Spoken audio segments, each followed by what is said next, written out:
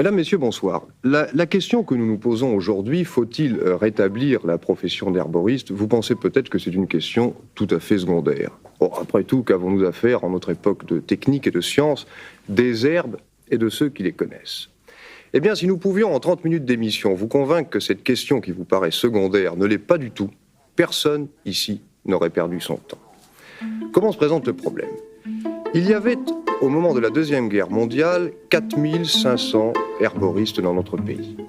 Et puis, subitement, le gouvernement de Vichy a décidé de supprimer le diplôme d'herboriste.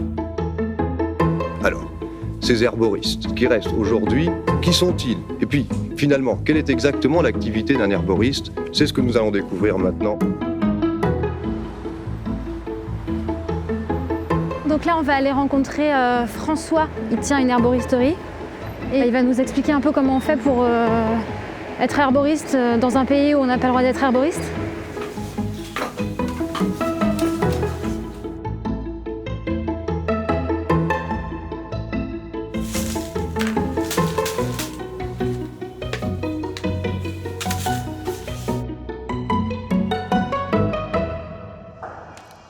Bonjour François. Bonjour Messadi. Enchanté. Bienvenue chez RBO. Qu'est-ce que vous vendez alors exactement? Qu'est-ce qu'on trouve chez RBO? Le paradis des produits à base de plantes. Donc les plantes elles-mêmes, plantes séchées, plantes composées en tisane, et puis des dérivés de plantes dans les petites bouteilles ici, des huiles, donc des corps gras, des huiles végétales, et dans les plus petites bouteilles là-bas, des huiles essentielles, donc des extraits très particuliers de certaines plantes aromatiques.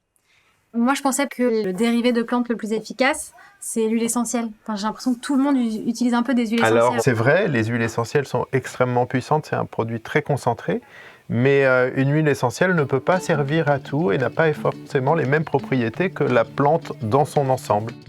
On trouve aussi de la cosmétique, parce que la cosmétique peut être faite uniquement à partir de produits d'origine végétale. Donc ici, on n'a pas de produits chimiques, on a vraiment trié tous ces produits sur la base de leurs ingrédients pour avoir de la vraie cosmétique 100% naturelle et pas simplement de la cosmétique marketée comme naturelle.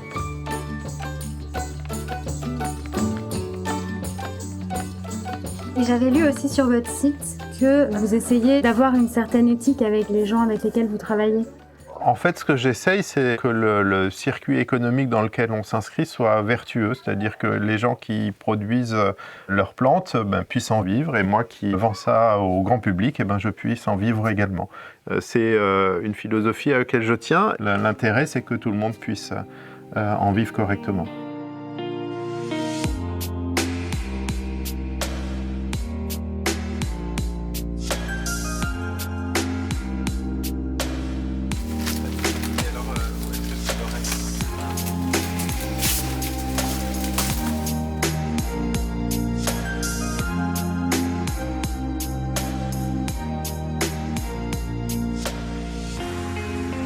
J'ai fait mes études à la faculté de pharmacie de Bordeaux, donc je suis pharmacien de formation. Comme je trouvais que l'enseignement n'était pas suffisant pour acquérir suffisamment de connaissances en la matière, ensuite j'ai poussé un petit peu plus loin et j'ai fait un diplôme universitaire, donc un DU, en phytothérapie et aromathérapie. L'utilisation des médicaments, c'est quelque chose d'excessivement intéressant, mais je pense que avant de tomber malade, on peut prévenir les maladies pour tout un tas de petits maux du quotidien. On peut stimuler le système immunitaire avant de tomber malade et ça peut épargner finalement la prise de certains médicaments. Et je reviens un peu sur l'histoire de vos études de pharmacie. On est obligé d'être pharmacien pour être herboriste ou pas?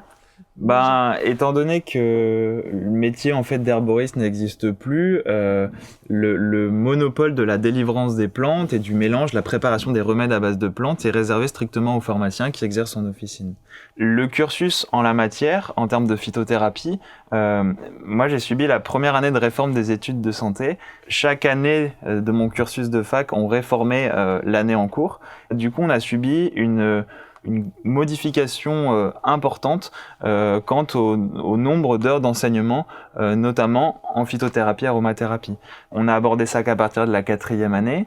Même les Ça heures de fait botanique avant ça, même les heures de botanique avant ça ont été réduites drastiquement. On est passé de près de 60 ou 70 heures sur 2 ans de botanique à simplement une dizaine d'heures. La phytothérapie a été réduite également. Et je pense que si, dans un cursus de pharmacie, si aujourd'hui on ne va pas chercher par soi-même à aller faire une formation complémentaire, eh ben, on ne peut pas être formé suffisamment pour ça. Ce qu'il y a, c'est que, étant donné qu'il y a un monopole aujourd'hui et que c'est le pharmacien qui est garant de l'utilisation et la délivrance des plantes, je pense qu'il se doit de connaître ça. Il y a des formes sans alcool, il y a des formes adaptées, faciles à prendre, ça peut être de la tisane, ça peut être... voilà. Toutes les plantes sont pas bonnes à prendre, il y a des plantes qui sont contre-indiquées tout au long de l'année.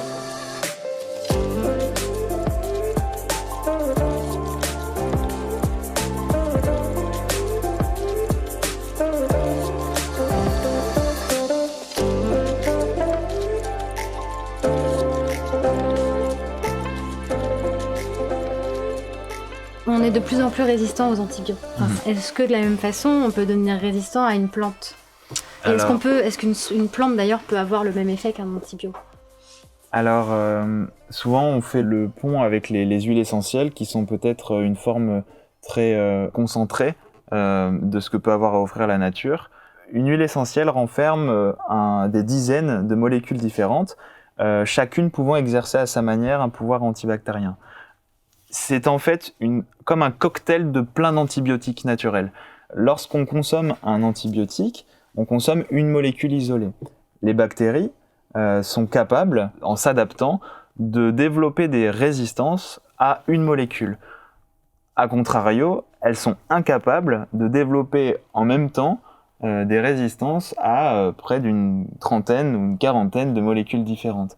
Donc ça pourrait être très intéressant, et il y a des études aujourd'hui qui vont dans ce sens, de pourquoi pas remplacer ces antibiotiques par des huiles essentielles, ou alors en faisant une combinaison d'un antibiotique avec une huile essentielle.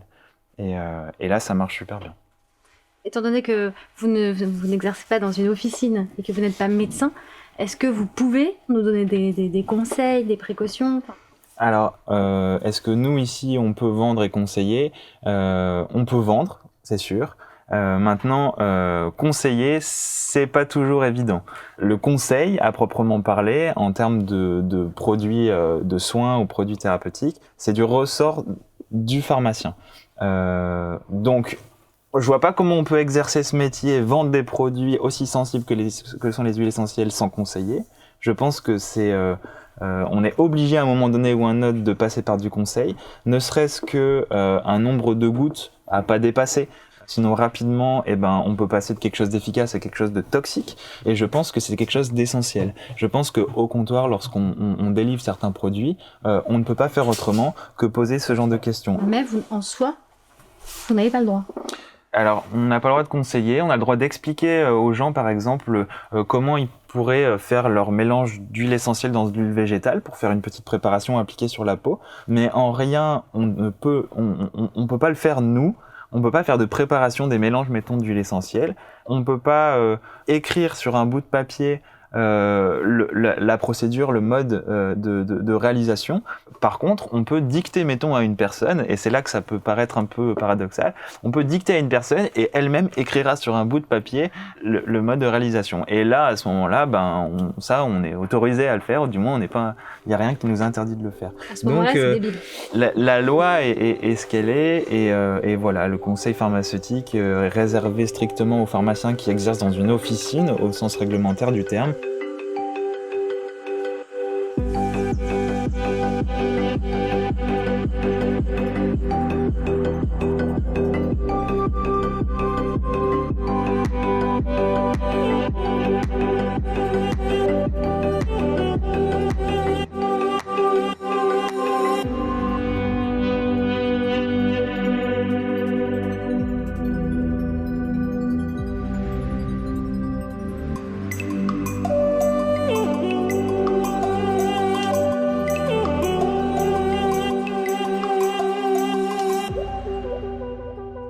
Bonjour Monsieur l'abbé. Bonjour, Merci. enchanté, bienvenue. Merci de me recevoir au Sénat. Oui, C'est dans la magnifique. salle des conférences, Ah ouais. les ors de la République. Impressionnante. Vous êtes sénateur écologique du Morbihan. Oui, Vous êtes notamment à l'origine de la loi Zéro Phyto, qui interdit l'utilisation de produits phytosanitaires dans les espaces verts. Et en 2018, vous avez lancé une grande enquête sur le territoire français pour mettre à plat la situation de l'herboristerie en France. tout à fait. Du coup, je voulais savoir, depuis on en est où? Est-ce que les herboristes vont enfin voir leur métier reconnu? Donc la première des choses, c'était d'ouvrir le dossier, parce que le métier d'herboriste est interdit depuis 1941 sous Vichy, et depuis toute tentative de réhabilitation, de reconnaissance a été vouée à l'échec. Tous les ministres de la Santé, parce que c'est lié à la santé, ont tous été contre. C'est le cas de la ministre actuelle d'ailleurs, on ne touche pas à notre système de santé. Et je me suis engagé auprès des herboristes à ce que mon premier gros chantier serait l'herboristerie. Et donc j'ai obtenu cette mission. Et ce rapport, il y a 39 recommandations. Pratiquement toutes faisaient consensus. Il y en a une qui ne le faisait pas, c'était la reconnaissance des métiers. C'est que la reconnaissance du métier d'herboriste en fait Oui. qui bloque? Oui. Et qui est contre alors cette Alors, on l'a légalisation? vu dans le cadre des auditions, on a auditionné notamment l'ordre des pharmaciens et l'ordre des médecins en même temps. Et alors, véritablement, c'est un discours de posture. Il n'y a pas lieu de toucher au système. Que ce sont des professions de santé. Les professions de santé sont déjà réglementées. La question de la vente de médicaments, parce que les plantes sont considérées comme médicaments, c'est réservé aux pharmaciens. Bien que, j'ose dire, qu'ils ne représentent pas véritablement les professions qui sont censées représenter, parce qu'on a eu des contacts avec beaucoup de pharmaciens qui comprennent tout cela, qui sont favorables à une évolution, des médecins également. On sait que derrière, il y a toute la puissance de l'industrie pharmaceutique, qui tient à garder ses monopoles, qui tient à garder sa mainmise sur les médicaments, qui, s'ils sont à base de produits naturels initiaux, sont très, très, très chimiques maintenant. Et eux, leur business, il est là, donc on sent qu'ils ne veulent rien lâcher. J'ai essayé, dans le cadre de la loi santé, justement, en demandant à ce que les médecins, dans le cadre de leur formation, il y ait une part formation aux plantes médicinales. C'est pas mal ça. Ce qui est pas mal et hors de question. Ce qu'on a entendu, c'est l'expression qu'ils nous ont donnée, c'est une perte de chance pour le malade. Parce qu'il va aller se fourvoyer dans un soin par les plantes. Alors, les herboristes font véritablement la différence. À savoir, d'abord, l'herboristerie, c'est beaucoup plus le maintien en bonne santé et en appréhendant les choses d'une façon beaucoup plus globale, l'ensemble de la personne. Alors que la chimie, il y a un mal quelconque, il y a la réponse chimique, tout de suite. Par contre, il ne s'agit pas d'aller critiquer tout ce qui est chimique, parce qu'il y a des médicaments qui sont d'excellents médicaments dont on a besoin. L'intérêt, ce qu'on veut mettre en avant, c'est la complémentarité entre les deux choses. Et le fait que le thym, par rapport aux maux de gorge, par exemple, c'est interdit de le dire. Mais oui, un herboriste n'a pas le droit de dire qu'une tisane au thym est bonne pour le rhume. Oui. Mais par contre, on va trouver ce conseil sur Internet. Absolument. Donc on marche sur la tête. Et eux, ce qu'ils demandent, c'est qu'ils puissent exercer leur métier jusqu'au bout. Et en France, en plus, on a la chance d'avoir, non pas un climat, mais des climats qui font qu'on a un panel important de possibilités de production de plantes médicinales. Véritablement, tout est à mettre en place. Et là, c'est un projet, à mon sens, extraordinaire. On touche la santé, l'aménagement du territoire, l'emploi, la biodiversité dont on parle tant. Et ça, en cette période quelque peu trouble, il y a plein d'avenir derrière cela. Merci beaucoup, monsieur l'abbé. Merci également.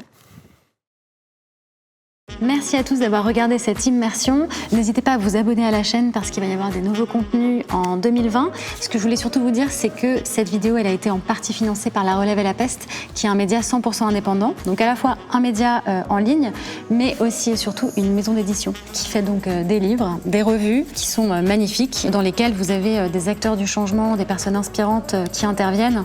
Donc peut-être que vous aussi, vous êtes en pleine transition et que vous avez envie d'éveiller vos proches. Du coup, je vous invite à acheter les livres de La Relève et la Peste. Par la même occasion, vous allez soutenir et aider un média 100% indépendant qui ne vit que de la vente de ses livres. Donc merci à eux qui nous aident à faire cette immersion et j'espère les prochaines. À bientôt.